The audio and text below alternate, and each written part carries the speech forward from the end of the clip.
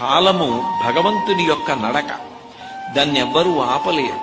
ఆ కాలంలో భగవంతుడు ఏం చేస్తాడంటే గత జన్మలలో మనం చేసినటువంటి పాపపుణ్యములలో కొంత భాగాన్ని తీసుకుని పాపానికి దుఃఖాన్ని, పుణ్యానికి సుఖాన్ని అనుభవించమని ఇస్తూ ఉంటాడు. అందుకే ఈ శరీరం ఏది అని అడిగారు. ఈ శరీరము దేని కొరకు వచ్చింది అంటే, ఒకటి చేసిన పాపపుణ్యాలకి ఫలితాలు ఈ శరీరంతో అనుభవించేయాలి. శరీరం లేకపోతే దుఃఖం ఎలా అనుభవిస్తారు?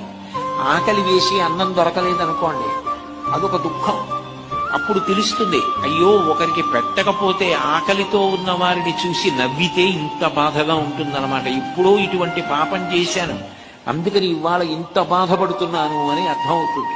ఆకలి వేసి అన్నం లేకపోతే బాధ అంటే, నేను ఏదో ఆ బాధలో ఉన్న వారిని తక్కువ చేసి మాట్లాడుతున్నానని మీరు అనుకోకూడదు.